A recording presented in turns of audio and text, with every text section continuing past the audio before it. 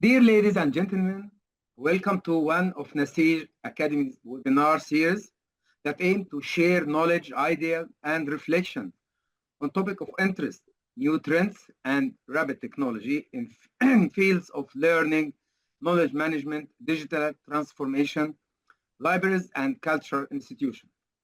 Actually, our webinar today is a roundtable, more than just a webinar, as we host three experts in library, archives, museum, and other topics that related to Naseej Academy field of interest. Our gathering today will be under the title Tracing Libraries' Impact, How Libraries Can Drive Institutional Success. As we all know, libraries have long been seen as quiet spaces for study and reflection. But today, they are so much more. They are dynamic engines of innovation, community engagement, and institutional growth. As the world rapidly evolves, libraries are uniquely positioned to not only respond to change, but to actively shape the future of the institutions, organization, and the communities they serve. In this regard, our honored experts will present to us how libraries and cultural institutions can demonstrate and amplify their values across multiple dimensions. They will begin by examining regeneration and return on investment, looking at how libraries contribute tangible and measurable impact to their institutions. From that also they will delve into placemaking and how libraries space can foster identity, belonging, and vibrant community life. Also, they will discuss the transformative role of technology and artificial intelligence and how libraries can leverage these tools to enhance services, improve access, and remain at forefront of innovation. Finally, last but not least, they will address one of the most urgent challenges of our time, sustainability and climate change, and to consider how libraries can lead by example in building responsible future. Whether we are librarians, information specialists, educators, or researchers, our event administrator will have by the end of this roundtable of informative thoughts about how we can look at the libraries in a different way. To talk about this, I am honored to create a very warm vibe by inviting our three experts to introduce themselves, starting with Mr. Ayub, and I will let him to moderate this roundtable with me. So the virtual stage will be yours right now, Ayub, to start this roundtable. Please, Ayub. Thank you, Doctor. It's a pleasure to be talking to colleagues from the Nasej Academy. I think this is the second seminar which I've been participating in, and I'm very, very pleased to sort of be here. As I said, my name's Ayub Khan, and I run a CIC called Designing Libraries, which is a gateway to all things library sort of design. So if any of you are interested in anything to do with library design, architecture, designing libraries is the place to go.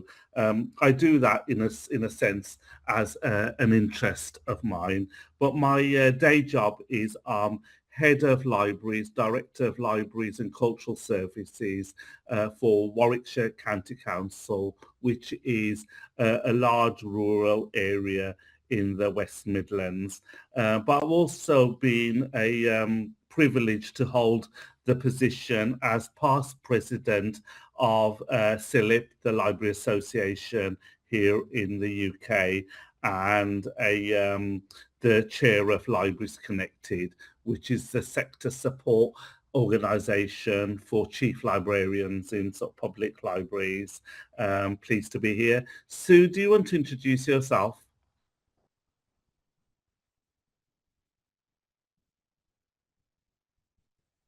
Right, I'm unmuted now, sorry. That's I'm fine. also delighted to be here to speak to the Nasej Academy, which I've heard a lot about from Dr. Abdallah. I am a libraries consultant. That's what I do now. I work all over the world with libraries, museums and archives, and I've done a number of projects in the Middle East, in Dubai, Saudi Arabia, in Abu Dhabi, as well as in Europe and in the UK where I'm based. Before I was a consultant, I ran library, museum and archive services in a London borough. So I've probably about 40 odd years of experience on both sides of the table. So I'm delighted to be here. Okay, Marge? Good evening, everyone. It's a pleasure to be here with you all. I'm Maya Maricevic. I'm Director of Science and Innovation at the British Library. I've been working at the British Library for about 15 years on science and research briefs. We are a national library, so science is kind of an all-encompassing term because as a legal deposit library, we look after all sciences, but we focus especially on climate change, on AI and digital research in public health. So it's my pleasure today to talk to you about green libraries and sustainability.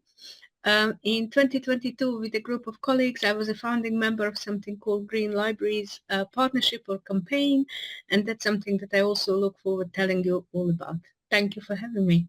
Great. Okay, so we'll get on and go through. We've got 3 presentations, fairly short presentations to go through, and then we'll have an opportunity to have sort of question and answers.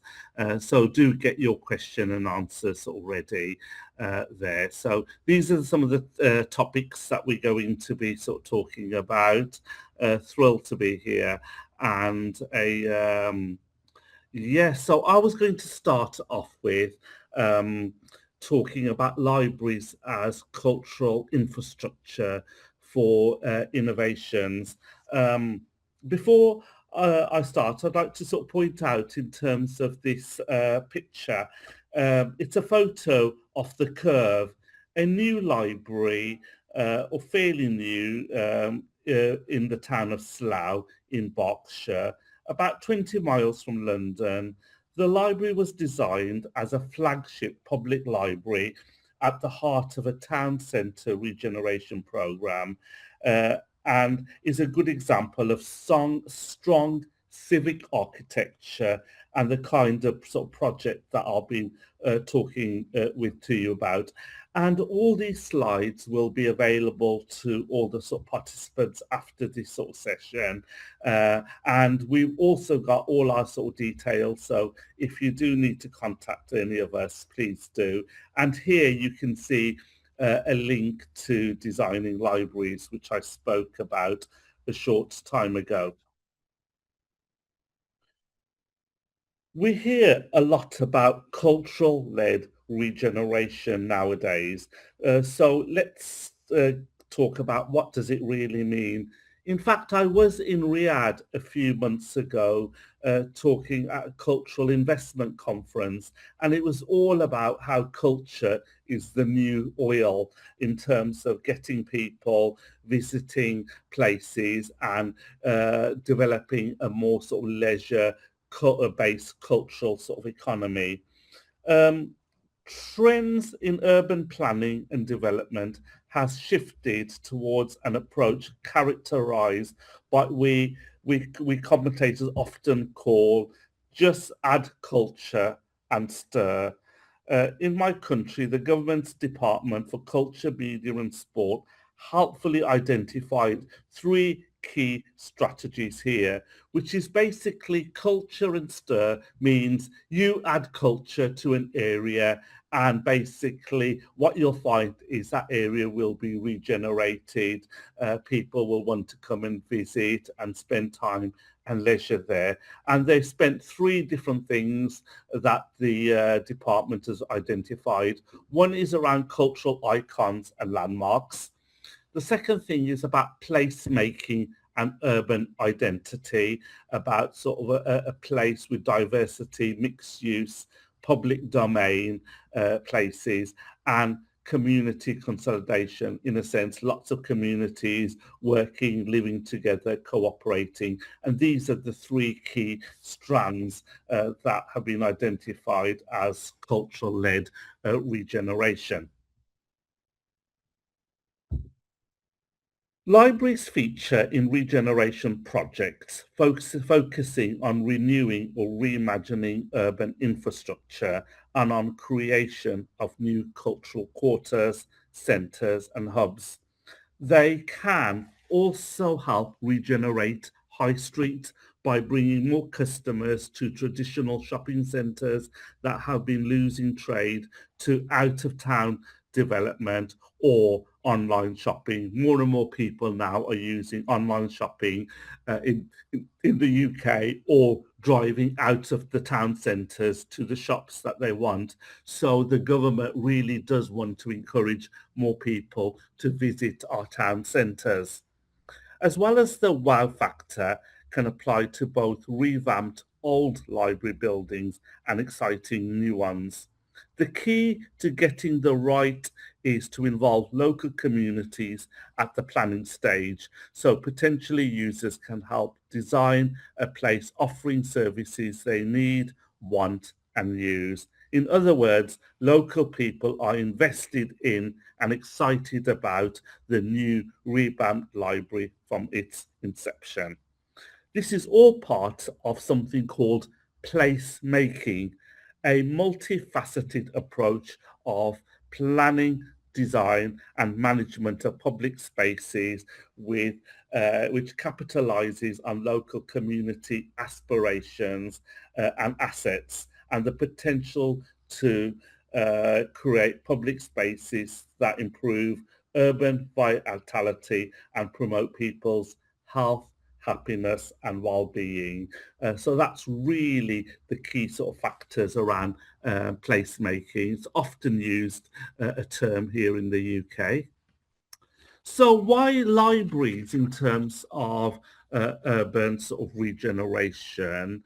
And you can see some of the pointers here. Sorry that the list is long, but there's a long list of reasons why.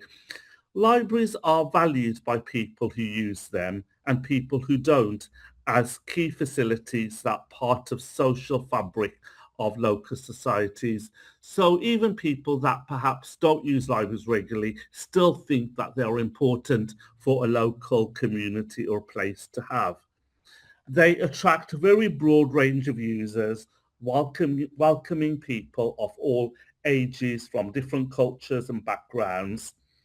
As such, they are attractive, a wide range of customer base to redevelop an area, including perhaps those that might not traditionally sort of use libraries. Libraries are increasingly positioned as social and cultural venues where people can meet, enjoy a wide range of free, often events and activities.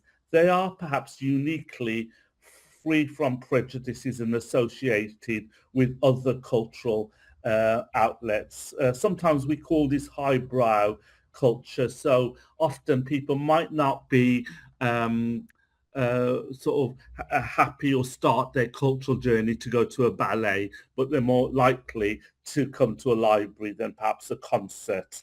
So therefore it's a universal service. Moreover, libraries can promote and reinforce a sense of belonging, users feeling belonging, a pride in their area. Often people say in the UK, we go into our library, not the library, because they have that sort of belonging philosophy there. Libraries are central for lifelong learning, offering less formal and perhaps less daunting routes towards improving knowledge and career prospects. They support individual startups, established businesses, and contribute to the local economic growth by widening horizons, promoting ambition, and teaching new skills. And libraries do all that. Image, branding, and place.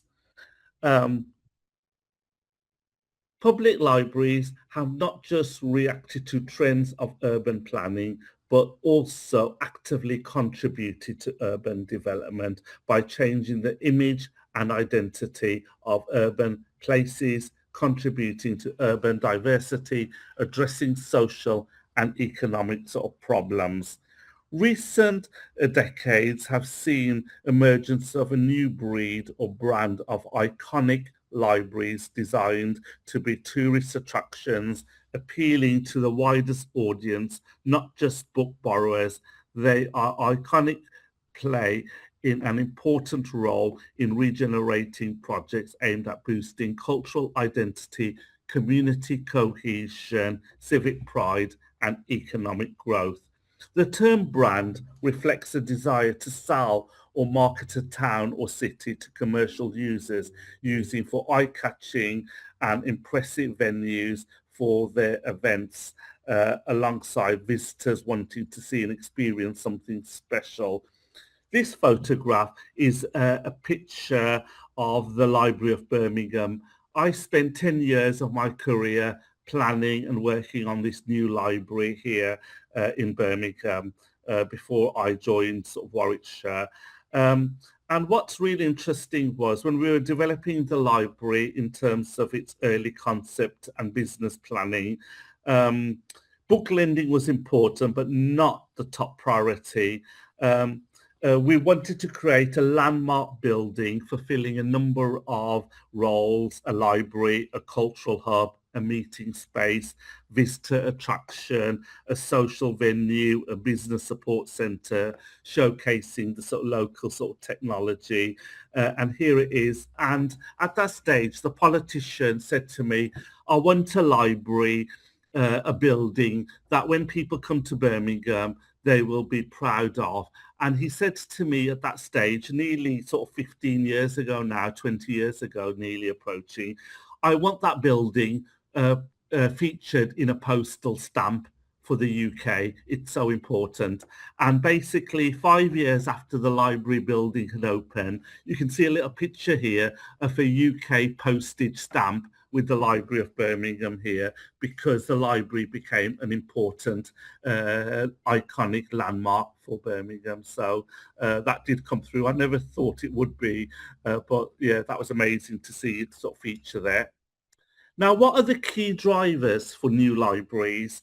You can sort of see them all here in terms of the knowledge economy, a focus on education and learning, talked a lot about civic pride, new technologies, culture and creativity is growing in importance and purpose, reskilling, urban regeneration. So the whole range of reasons why new libraries are opening all over the country. Libraries, of course, have their own agendas. This slide is just some of the sort of key drivers, but not all of them, and they will vary from town to town. This slide look at some of the examples of iconic sort of libraries and sort of transforming sort of placemaking. So you've got sort of the roomy sort of library in North Poland, which houses a former waiting room of the town, still functioning as sort of a railway sort of station. You can sort of see a part of sort of that and how it sort of changed. You've got Peckham Library in London, and that was one of the very early libraries that basically was a landmark library that sort of opened in terms of an iconic sort of feel from it, and it's regenerated that whole area. Now people are finding it quite difficult to find housing and live in this area because housing has become so expensive across that. But what an amazing library in Peckham very early on. On the right, you've got the Hive, which is near to where I work and live in Worcestershire, which is both a joint university and public sort of library there. And you've got basically Stuttgart Library, which opened in Germany in 2011, part of a major regeneration, urban regeneration sort of program, multi-layered internal spaces, neutral and uncluttered. And in the right-hand side is the which opened in 2019, which is the Helsinki Central Library, UDI, which proclaimed the IFLA Library of the Year award. And you can see what iconic building is just opposite the Houses of Parliament for Helsinki there, and it basically offers a cafe, a restaurant, cinema, art studio facilities, learning labs, workshops, and it showcases the latest technology. And basically a little bit sort of further sort of feel some areas there, ITRA in Saudi Arabia, 8,000 square meter building. 80% of the library is underground, which insulates it from the heat and reduction in energy sort of consumption. You got Utrecht Library in Netherlands, which is basically it's an old post office, and I went there to visit. It's an amazing library. It's a bit like a cathedral, but it is really quite stunning. And it was a 100-year-old post office that was converted, where people can relax, learn, and read and discover all sorts of things. And that's a beautiful sort of picture. And you've got basically Dock 1 at the bottom, which is in Denmark, one of the largest libraries in Denmark, built in 2015. The building also houses citizenship services and parking for 1,000 cars sort of, as part of a light railway sort of system, and it's beautiful harbour-like location. You can see there. Return on investment. The examples also shown how libraries can offer more services and activity and attract more users, but do they pay their way? Various organisations have studied and tried to quantify the economic contribution of the value of public libraries. Research conducted by the University of East Anglia concluded that in 2023, England's 3,000 public libraries together generated at least 3.4 billion per year, with the average branch library typically providing 1.1 million in social value.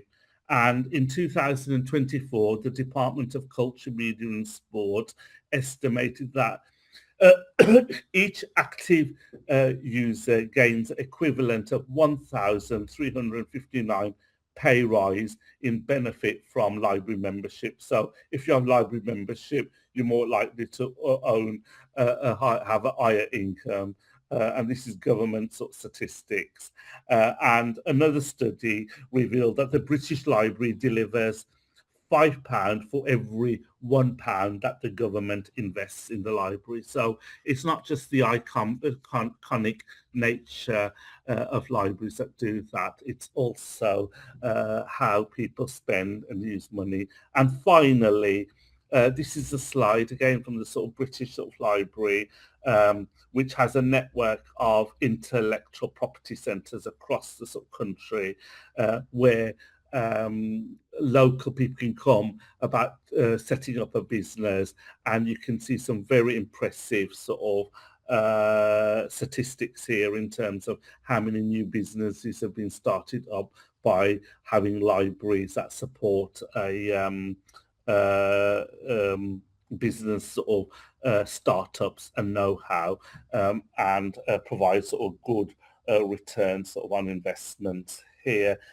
So you can see the reason is that yes, public libraries are changing from collections to connections, and around creativity to collaboration. the core mission is still the same in terms of, supporting and citizens in their mission.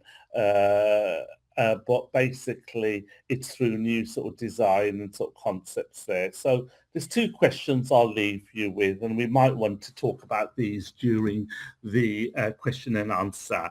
Is cultural regeneration just about image? Iconic for whom? And is still business as usual inside these iconic libraries? What services to provide? So those are some of the things perhaps that we could then touch upon there. So I think it's very an inspiring question, by the way. I can. So have I stopped sharing my slides? Have I stopped sharing? Yes. I think now it's so turn, and then we will collect the whole question at the end. Thank you, Ayub, so much. I think you took us in a very quick and very deep journey about the library, and I can tell that it's time to reshape our vision for the libraries around us. So thank you so much, and now you can move the virtual stage to Sue or start her presentation. Right, so Sue, do you want to call up your presentation? Yep. Yeah? I'm doing that now. Thank you. Perfect. Thank you, Sue. Hold on. Yes, it appeared now. Yes.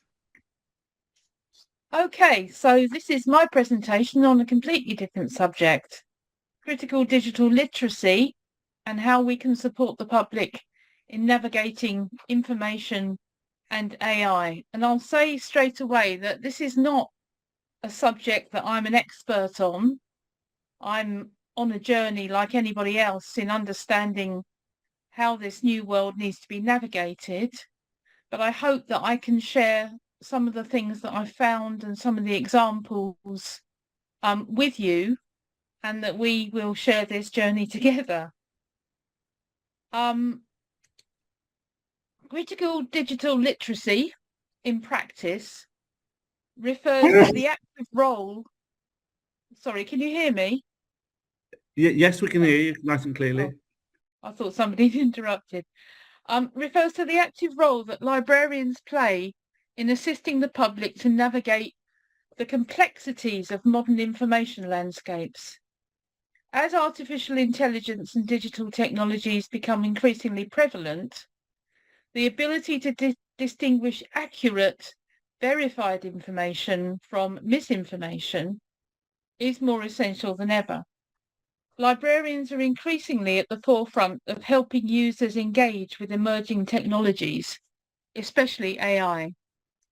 Their guidance enables individuals to develop the skills necessary for identifying and understanding misinformation, ensuring that library users can confidently interpret information that's found online. Through dedicated projects and educational efforts and activities, librarians can support users in honing their critical thinking skills. And I think this is one of the key roles of the librarian in today's world. This empowers the individuals to differentiate between reliable and unreliable sources, a vital ability in today's environment when misinformation, as we all know, is widespread. So what does critical digital literacy mean?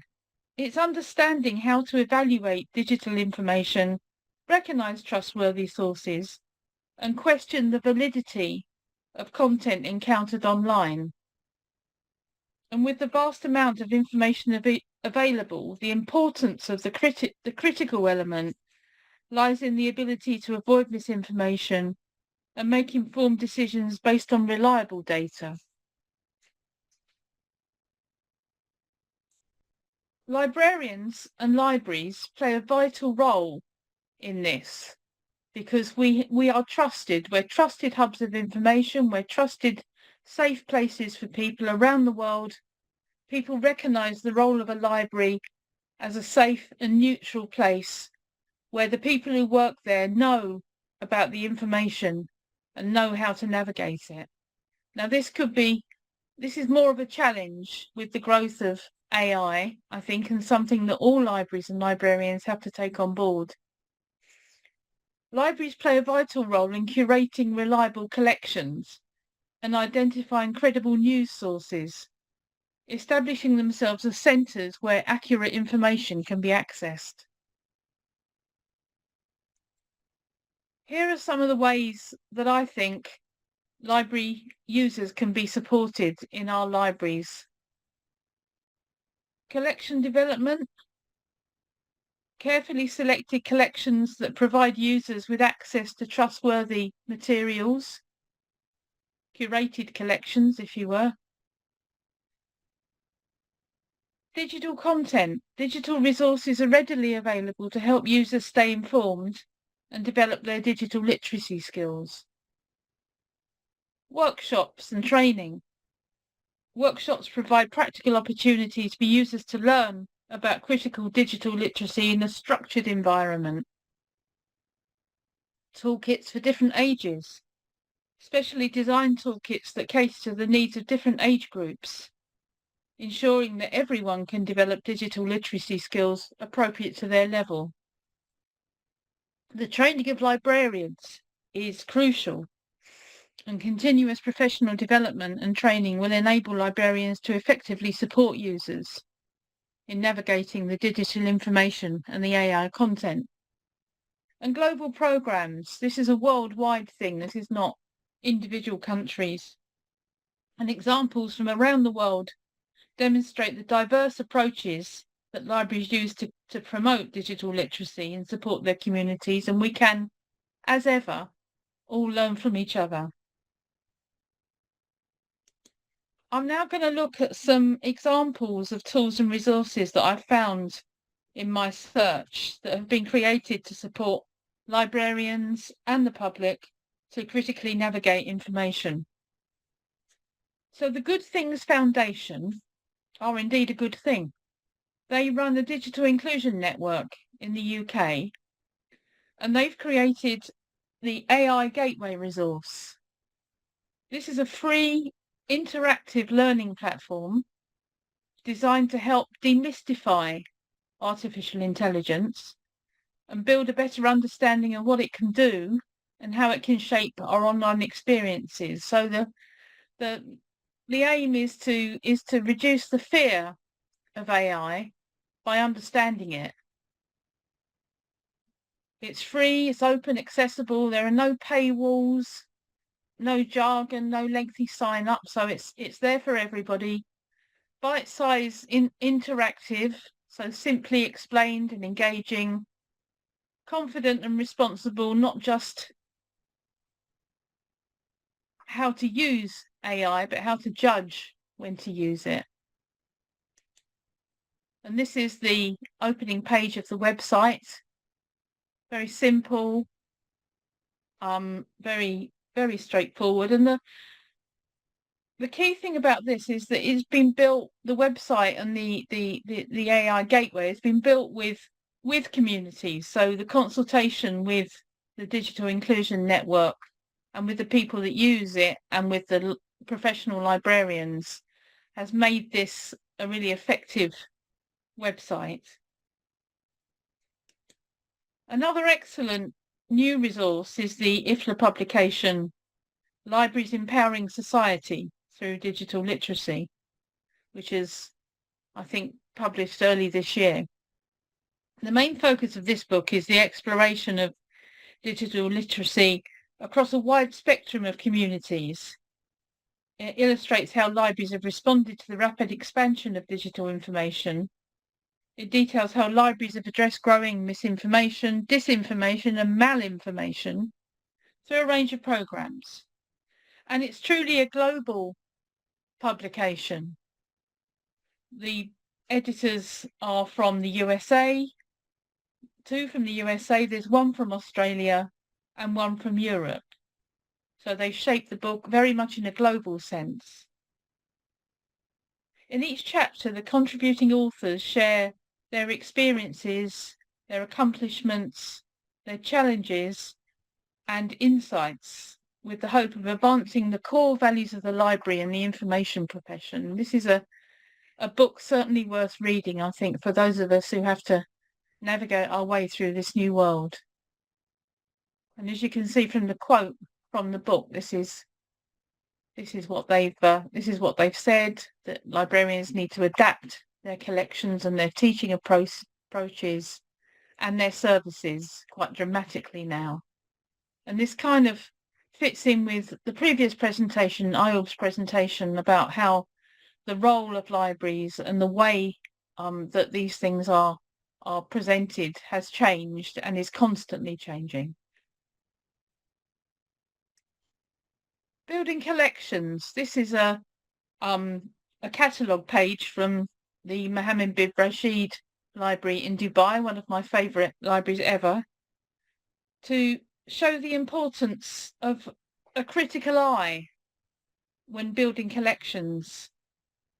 So digital literacy and collection development are increasingly interconnected, with modern libraries, museums and educational institutions leveraging digital tools to curate, preserve and provide access to information. This involves not only managing born digital content, but also developing the critical skills necessary for staff and users to navigate, to evaluate and engage with these collections effectively. So digital literacy requires evaluating the authenticity, it requires bias, or evaluating the bias, I beg your pardon, and the quality of digital sources, which is crucial for building trusted collections, and trusted is the right word.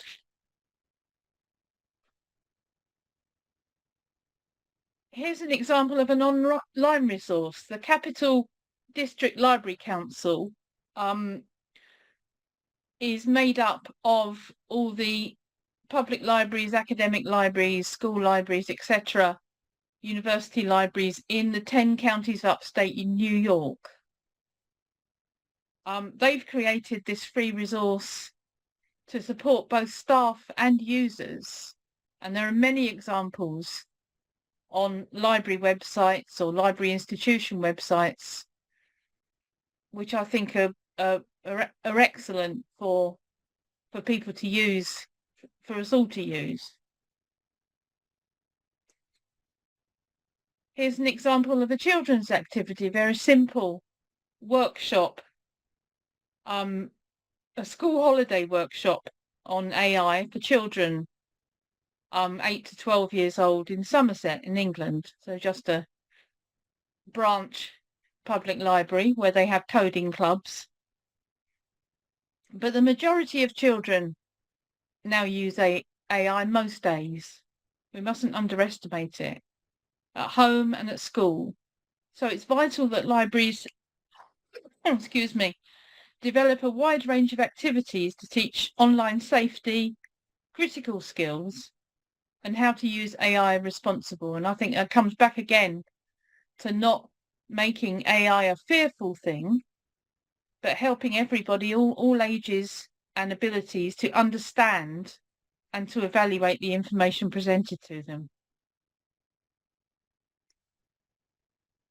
And here's a couple of slides that show what happened in a government-funded project run by Libraries Connected and various other organisations called Innovating in Trusted Spaces, Libraries Advancing the Digital Inclusion Action. So there were 4 projects in library services around the UK, financed by the UK government, and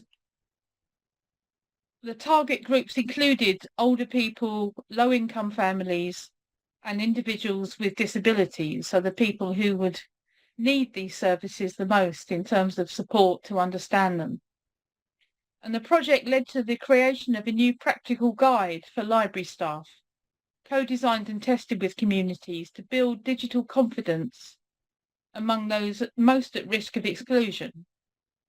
The guide had a particular focus on the benefits and the risks of AI tools and media literacy. and a national network was established for sharing the ideas and experiences of library staff across the country.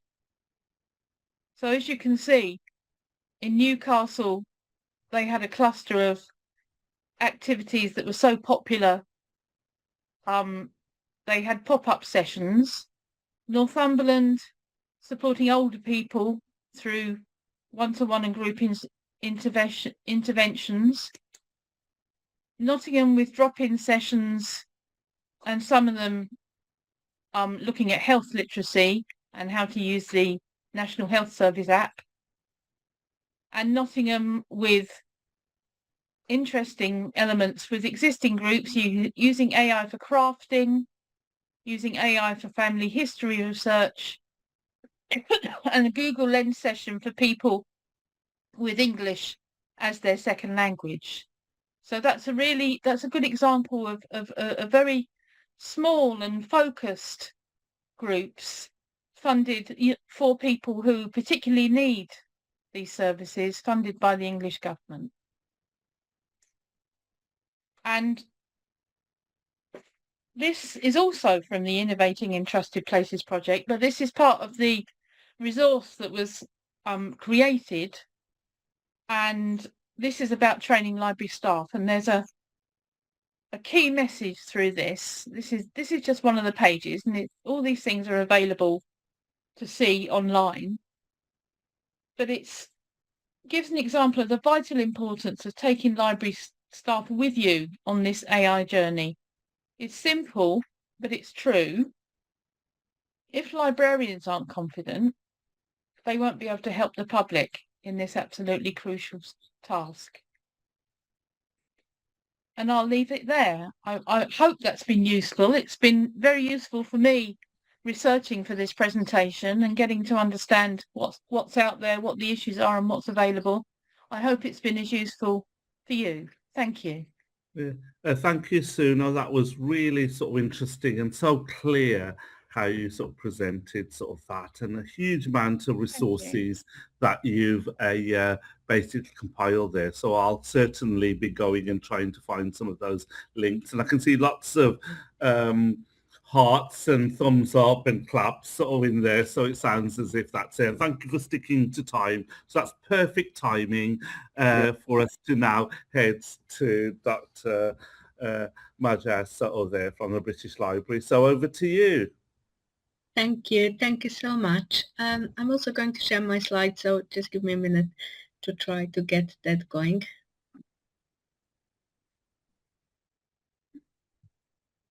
Great, I hope you can all see that. Thank you so much for inviting me to talk about this. I'm going to talk about two things today. I'm going to talk about what we are doing at the British Library about sustainability. I'm conscious that you are going to want to think about your own library first, so hopefully this will give you some ideas. And then I'm going to talk about Green Libraries campaign, which I chaired for a couple of years, to give you an idea of what maybe we can all do together, and that would be an interesting discussion to have.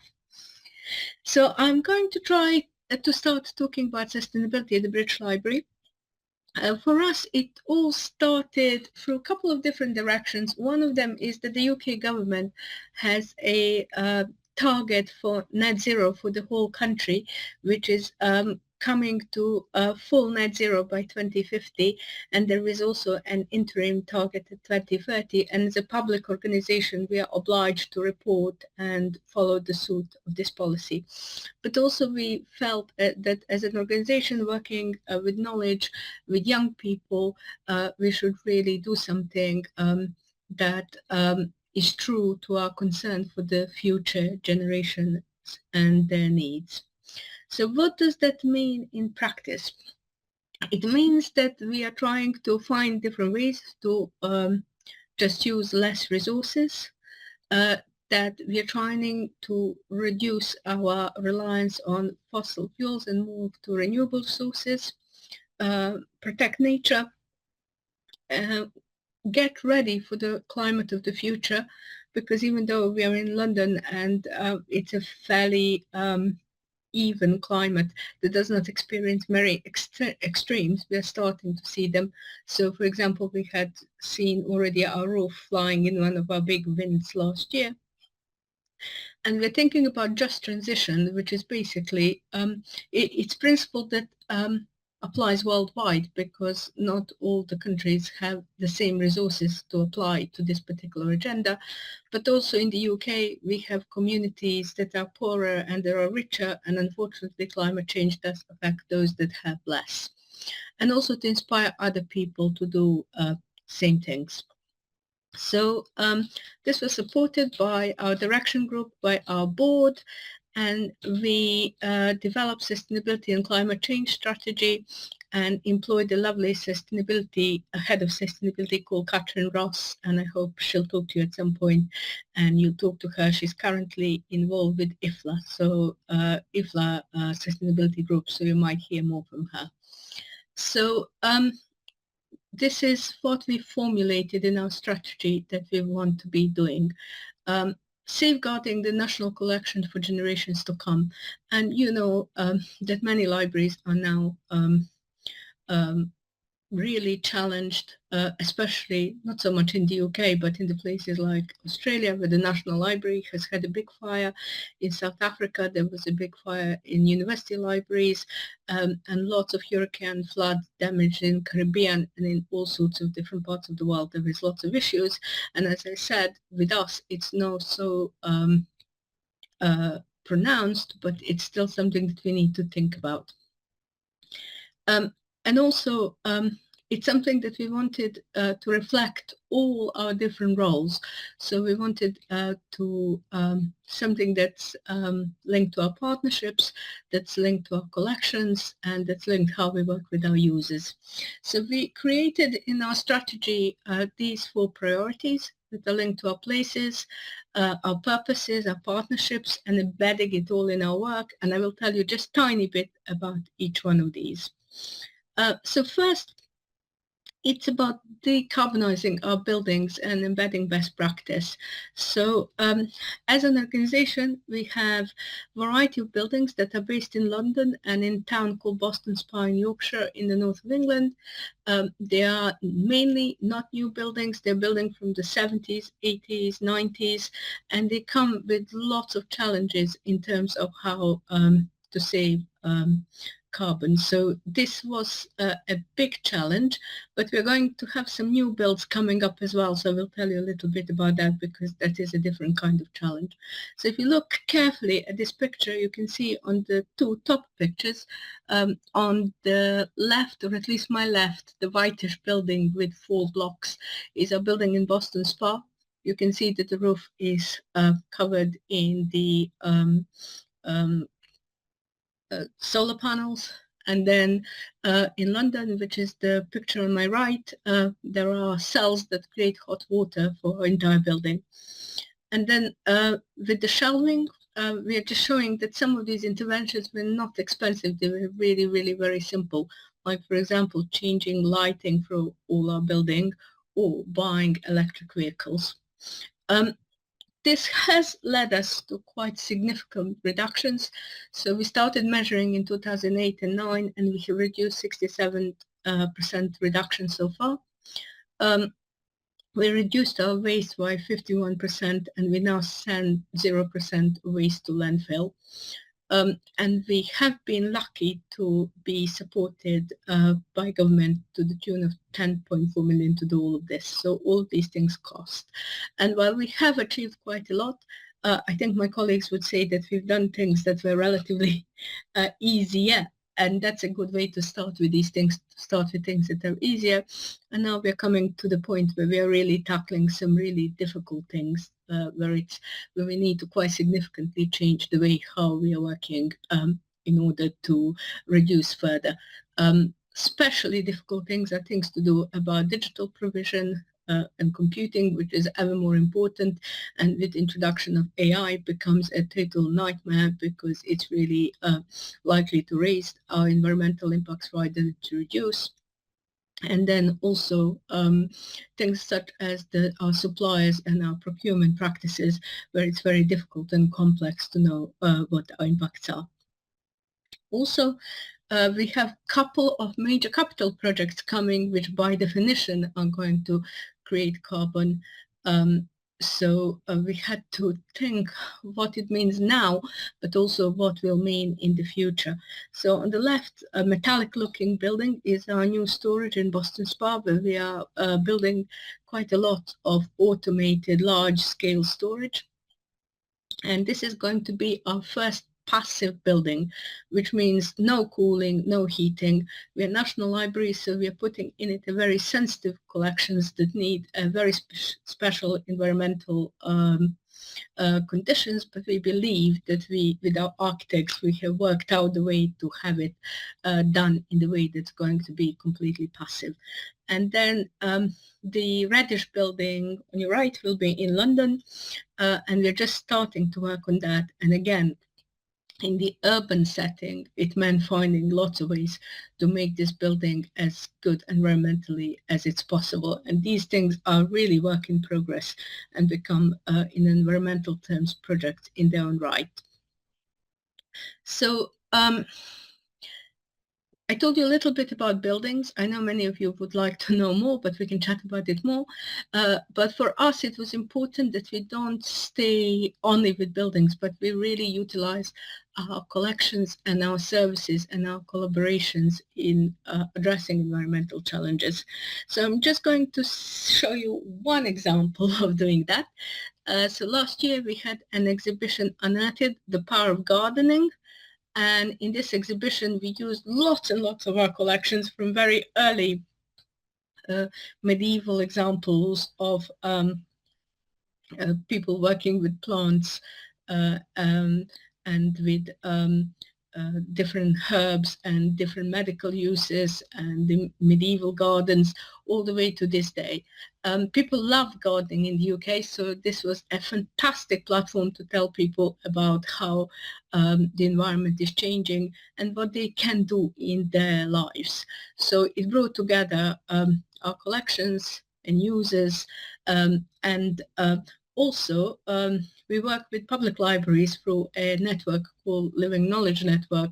So what that means that many of our exhibitions, we can produce some panels and also enable public libraries to run exhibitions that use our exhibition as a core, but then add their materials. So so the show went around the country, so to speak, and also it was our first net zero exhibition, which means that we managed to produce it fully as a net zero.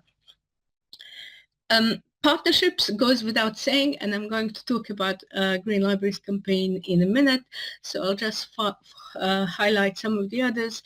Living Knowledge Network I just mentioned. IFLA environment sustainability sections, really important, and they have some amazing work in this, and we're working with them very much. We are hoping that the big IFLA conference is coming to the UK in 2027, so I hope we'll be having a chance to talk about green issues there quite a lot. And also Knowledge Quarter, which is partners that work with us in central London. And partnerships are super important in this agenda because one of the characteristics of sustainability in green, that none of us as a single organization can do anything. It is all about people working together and the whole sector in the whole countries and worldwide committing to this agenda, which I'm really passionate about, and we run some international webinars learning from colleagues because there are so many good lessons, unfortunately quite a lot in the areas that people already having to combat very extreme examples of climate change, and I'm sure you have some examples and I'd love to hear and learn more about those. And then the last challenge, which is quite a big one, we started with lots of different initiatives about green, but the big issue here is how do we embed it in our work on everyday basis and with all our staff. So far, we have started running carbon literacy training quarterly for all staff. We made it part of our business case process. So whenever somebody in the library wants to do a really big project, we make them put their carbon and environmental impact in the business case. We made it part of our procurement policy, which means that we're now asking our suppliers how they are being sustainable, and part of our ethical fundraising policy, which means that we don't anymore take money from people that damage environment. It's part of our travel and expenses policy, which means that when somebody in the library wants to travel at the other part of the world, we ask them what the reason is, so they're not going without thinking about their own damaged environment, and there are many more other things. And we also have a staff sustainability group, which is a bottom-up group that is just a group of staff that want to be active in this area, and they run their own project and they come up with different ideas from all the staff at the British Library. And for example, this is a list of ideas that they've been working on, but I'm just going to highlight one. So for example, this staff group decided that we are going to completely get rid of all the plastic cups across all our outlets at the British Library. And they went around and we purchased a bunch of forever cups and gave them to all staff across the library. If we decided to do that as a management, that would never work. Everybody would complain, where are our cups? But this was a staff-driven idea, and it was a lot of advocacy from staff that this is a good idea to do, and the plastic cups are gone. And there are many other simple good ideas on the ground that staff is implementing themselves. So this is us, and that's a whistle-stop tour from what we're doing at the British Library. But what we felt very strongly is that it's not enough that we are doing this by ourselves, and that we need to join together with everyone else. So we have something called Green Libraries Campaign. So it's a group that brings together all UK libraries, national libraries, higher education libraries, schools, public, health libraries, research libraries, and we're also building links with other people that we usually work with. So publishers, authors, people from creative industries, scientists, archives, and other public sector organizations. This was established in 2022. And our vision is of a better future for planet and people that are empowered and supported by librarians and library workers. And we want to put the libraries at the heart of environmental change. We have written a Green Libraries Manifesto, which was our way to bring our voice together. So we are many disparate libraries, and we wanted to find out what is it that all of us can be doing. And this is a quick list. So we thought that sustainability should be at the heart of our decision making, that we need to always innovate and evolve, work with our communities, use our collective voice for more impact, because if I say something, it doesn't matter that much, but if all libraries in the country say something, it becomes much more important. Work in partnership, grow and share our knowledge, and support young people. CILIP is our home for the Green Libraries Campaign. It's our Libraries Association, and there is a link below, but I'm sure we can send it to you in some other way too. So I'll tell you about some things that we have started doing together. So we started running an annual Green Libraries Week. We decided there is one week, usually in October, when we are all going to talk about sustainability and climate, all of us.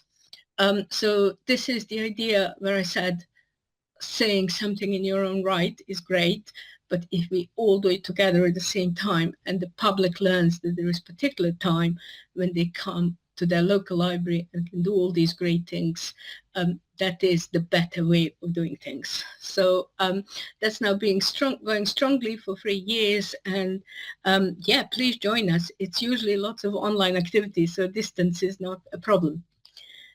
We've been running a Green Libraries Conference. So Green Libraries Week is focused towards public. That's lots of public activities.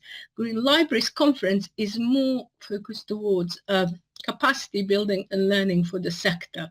So we have run 3 conferences so far, and they are there for people to come, share the best practice, meet each other, and this very busy slide just shows loads and loads of ideas that typically come during these conferences. And we're starting to see some successes in the terms that we grow.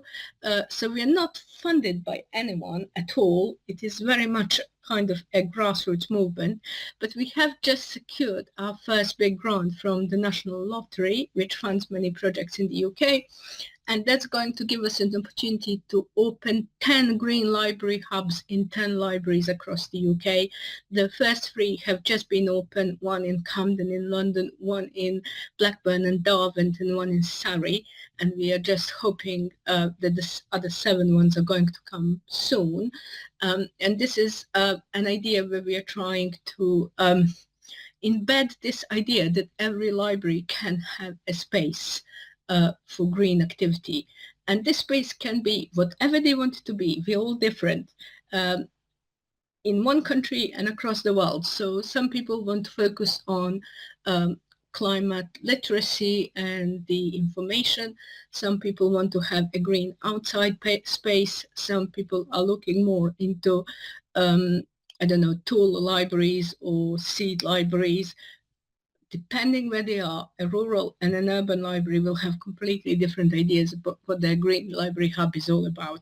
But I think what we are aiming for is for this idea that there is an expectation in the public that every library in the future will have this function, and the member public can come in and find something about green activities in their own environment.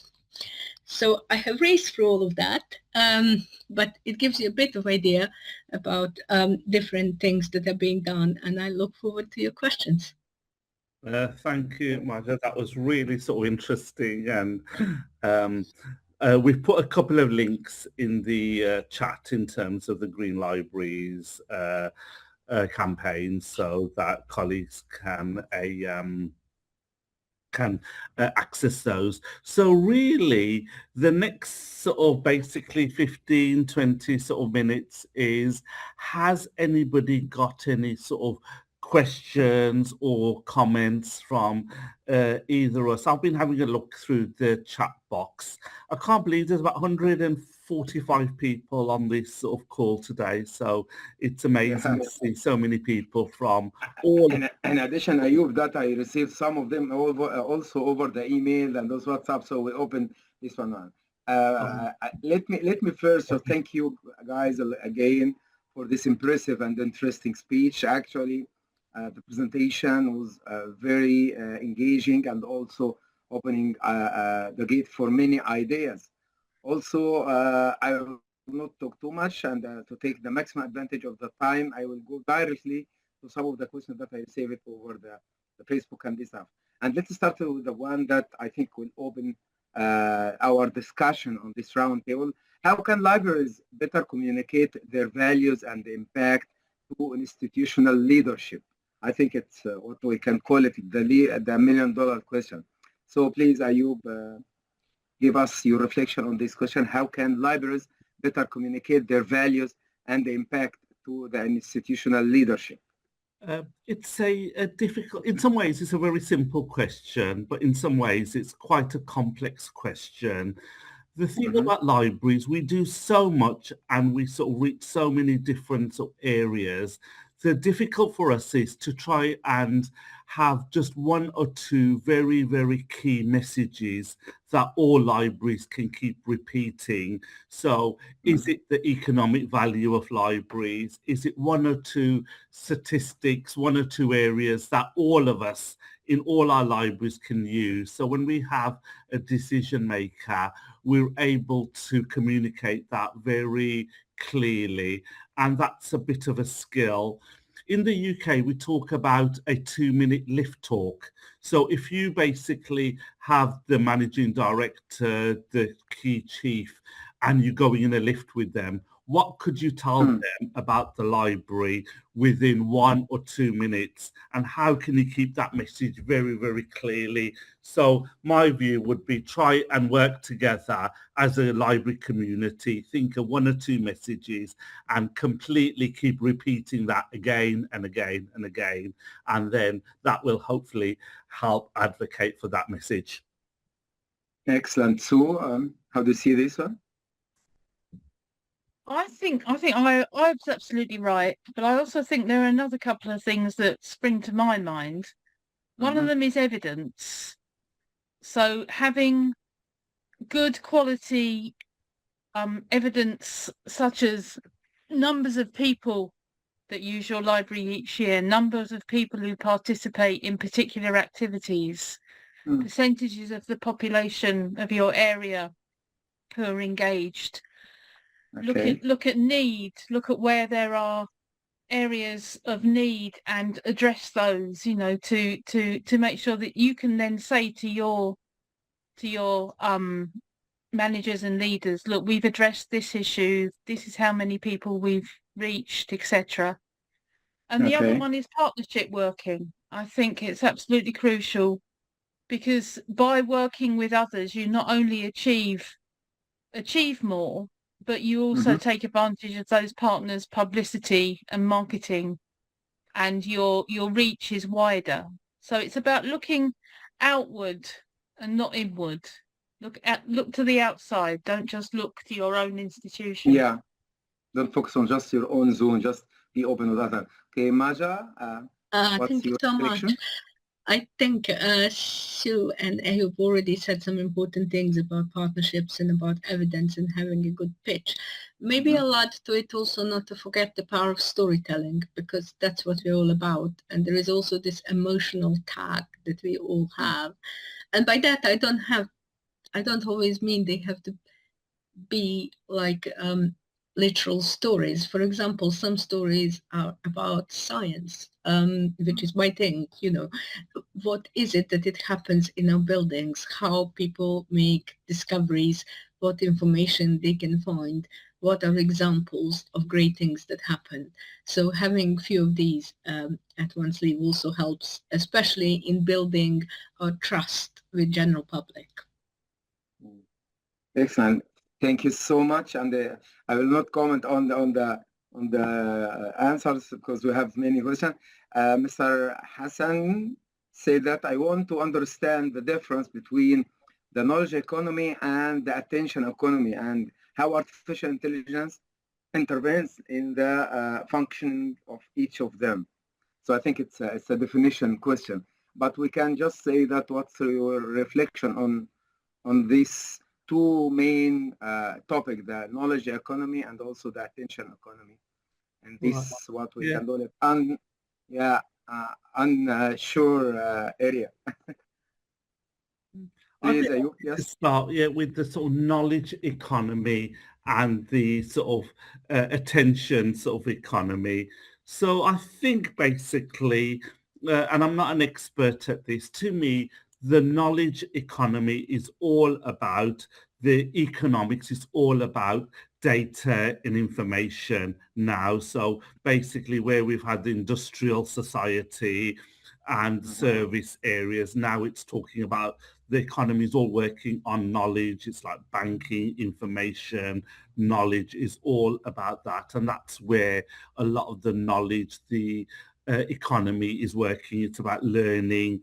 It's all about that. That's the knowledge economy. The sort of attention sort of area is about people's, how much attention have they got for a particular topic. So what we're finding is that we live in an attention economy is where everybody's competing for a bit of somebody's attention. So yes. I was in Singapore, I was talking to colleagues in Singapore, and they were saying that their economy is a intention economy. And basically, how are they going to have the attention of their customers in the library? So they need to do things differently. They need to capture that attention. And people are very, very busy.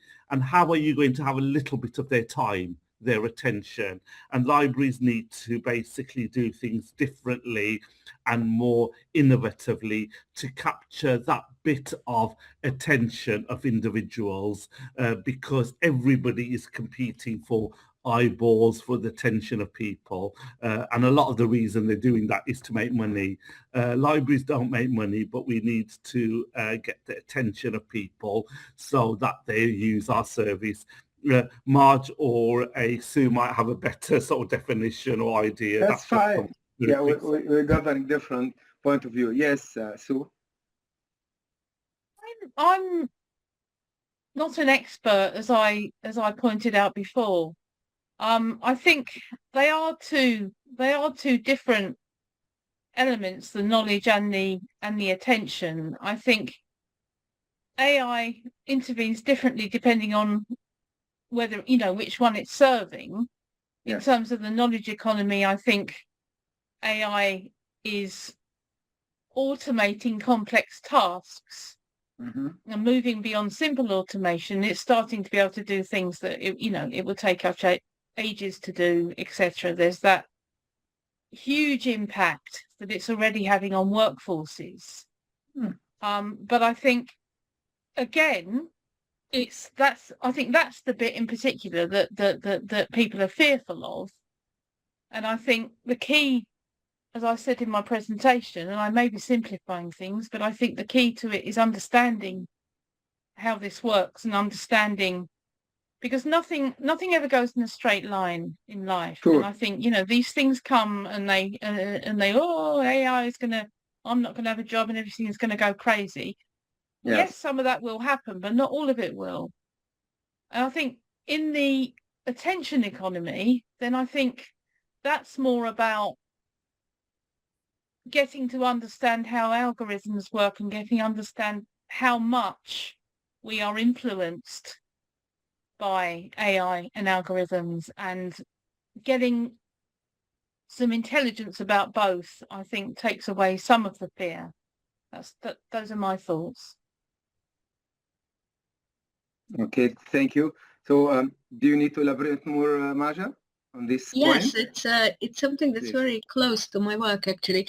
I'm currently chair of something called Knowledge Quarter.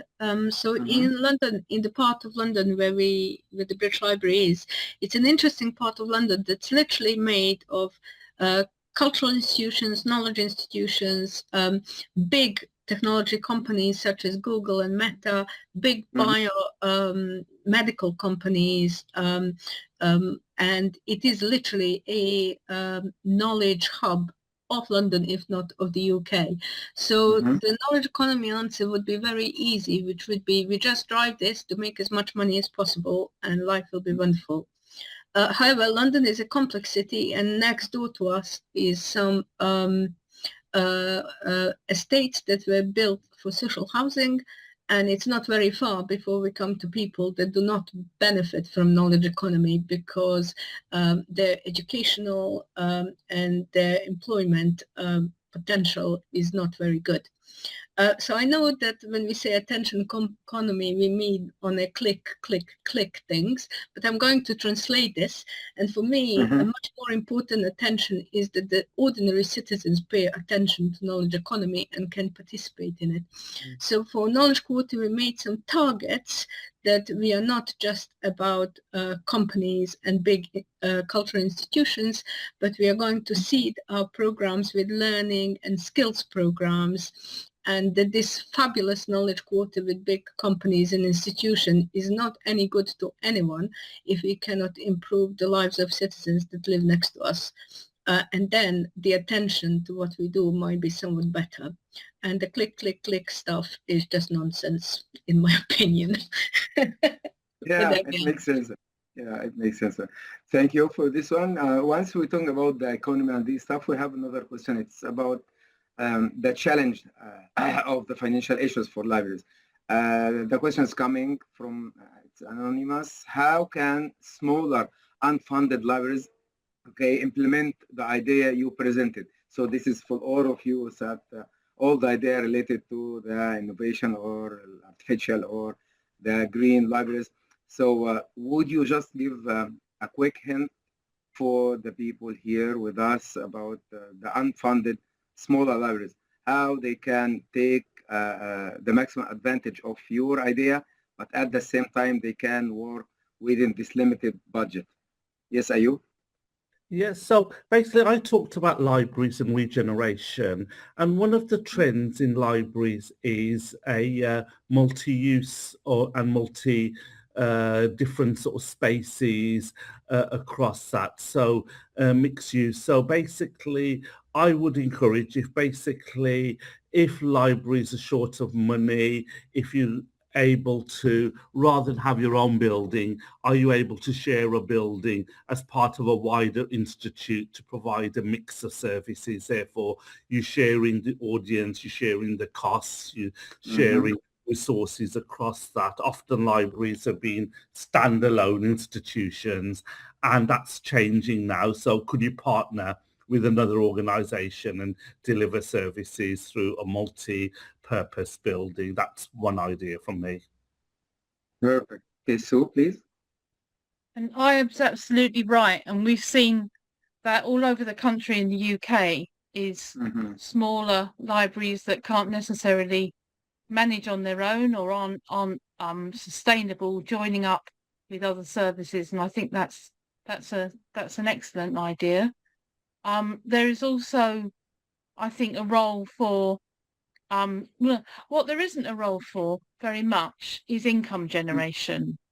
And don't let anybody come to you and say you can self-fund your library, because that's not the nature. And I'm talking about public libraries, I suppose here. That's not the nature of the public library, and actually they're not about paying for themselves, etc. But I suppose partnerships is again my other thing that I would advocate, that working with others, working and learning from others. There are huge networks. Libraries are very good at networks. There are lots of networks, internal networks and partnership networks, that you can learn so much. I mean, it's what we're doing here. You can learn so much from other people. The worst thing is to be isolated and feel like, well, that's never going to happen in my library because we haven't got any money. There's always a way, and there's always other people to work with and other people to learn from. So get out of your library and meet other people, I think I'd say, if that's not too simplistic. Yeah, excellent. I'm totally agree with you guys. Okay, Maja, so anything just need to add? Thank you. For green and sustainability, doing small in a small library. And by the way, sorry for interruption, but actually you give me a different view for the green libraries and sustainability. I used to hear from my colleagues around that going green is costing more money, but you show us here today, we are saving money. Please go ahead. It does, and it doesn't have to cost you anything. I'm just going to give you some examples from the UK where people have done things that have not costed them anything. So, for example, they plan to do 10 events in a particular year. They changed 2 of those to be green events. Or we had a library that had some outside space that was not in a good condition. They called their local community with their hands and their tools, and they transformed it into a beautiful space for the whole community. Which is a lovely free example, and the community now likes their library much better, which is fantastic. Or there was a library that had a good air conditioning that they were already paying for, and on a very hot days in the UK, which we have 2 a year, they have invited people. They have invited people who were suffering and who didn't have air conditioning in a house to come into the library. None of these costed anything, and they were green, and they were lovely ways to connect to their communities. Perfect. Okay, thank you. I do care about the time. So in the coming 5 minutes, we have about just only 2 main questions, and we can route it, and we apologize for the rest of the attendees, but we are need to stick to the time. The first one, it's coming from different people, but I try to rephrase it in a way that can covering their perspectives. From your point of view, what metrics matter most when demonstrating library impact?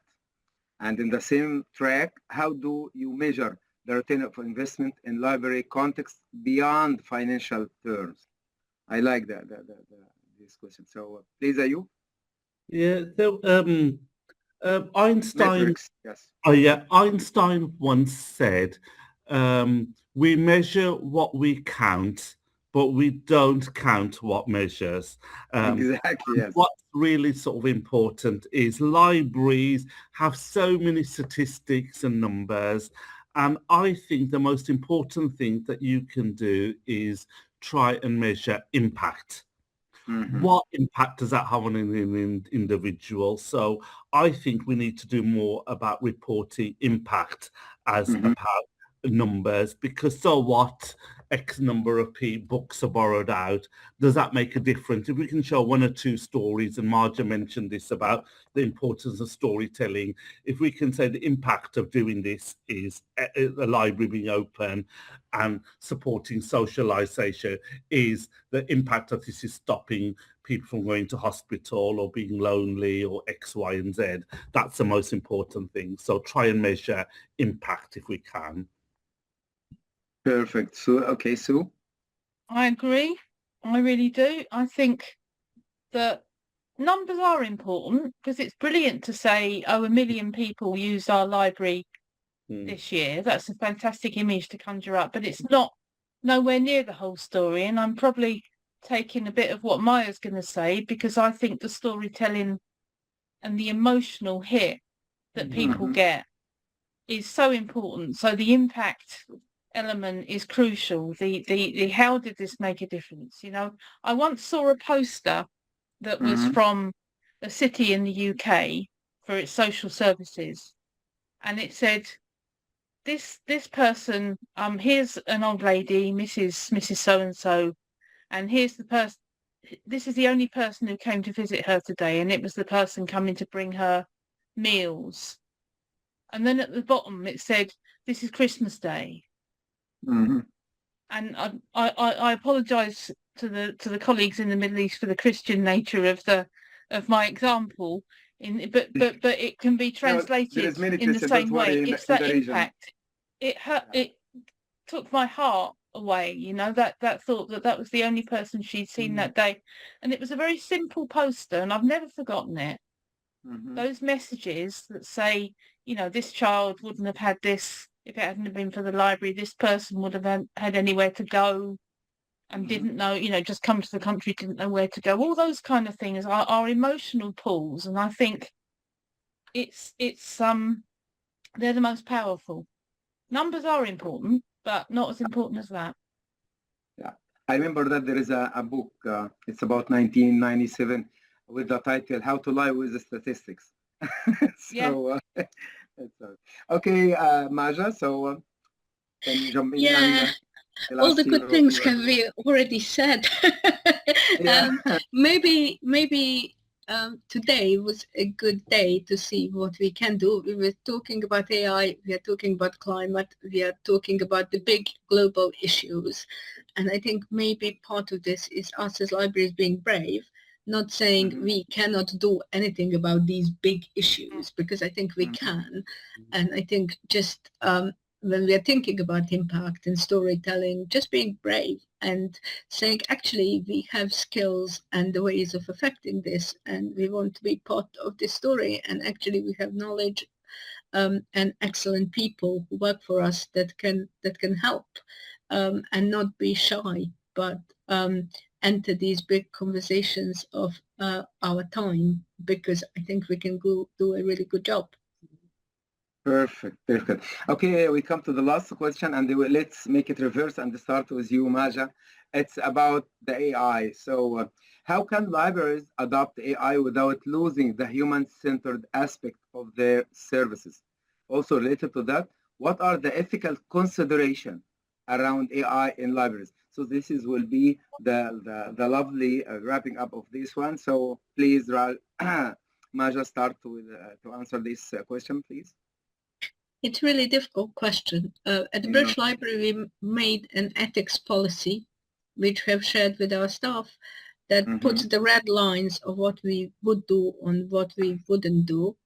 And it's difficult to do because the things change all the time.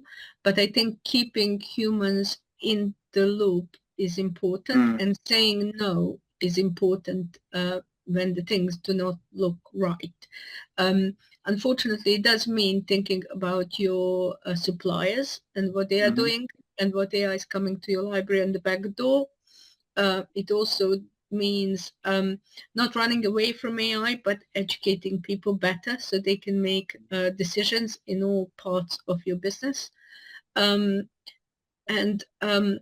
I think it is also about calling out rubbish, because there is lots of stuff out there that is just so bad.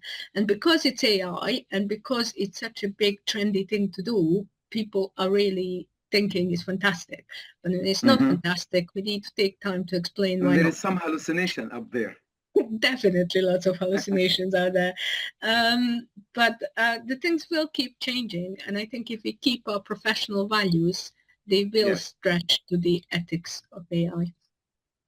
Perfect, thank you. So, Sue, what do you think? I agree. I always agree with my colleagues here. I think it's not to be frightened of it. Not to be frightened of it. Not to think it's going to take over the whole world and we'll be powerless blobs in our houses and computers will do everything. So just take a realistic approach to it.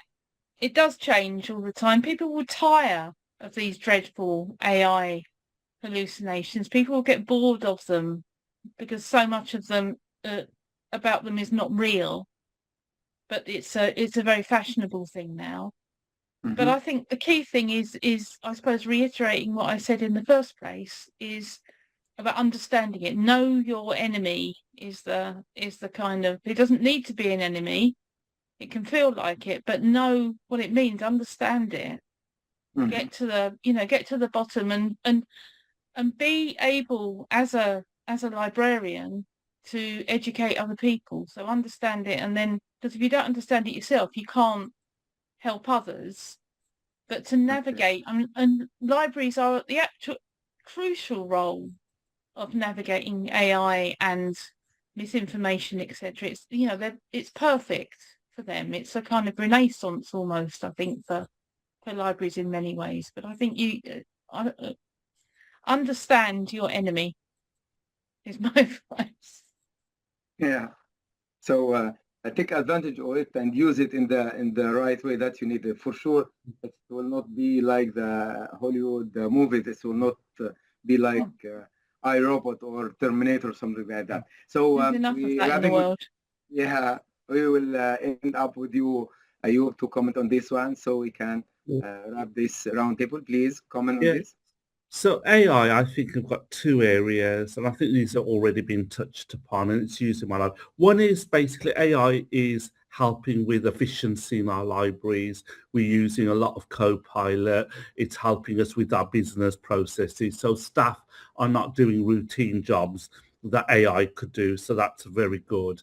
But the time that we're saving, we're spending on digital literacy. So many people are scared of AI, particularly older people, those that digitally excluded. And I think there's a big role for libraries, and particularly public libraries, around supporting people with digital literacy, for them to understand fake news, how basically what they watch isn't real, it's AI generated. So I think basically education programs could be a really big thing that libraries help citizens understand what is basically how to decipher information from fake news to others. And it's a big role which I think we could play. So those two areas.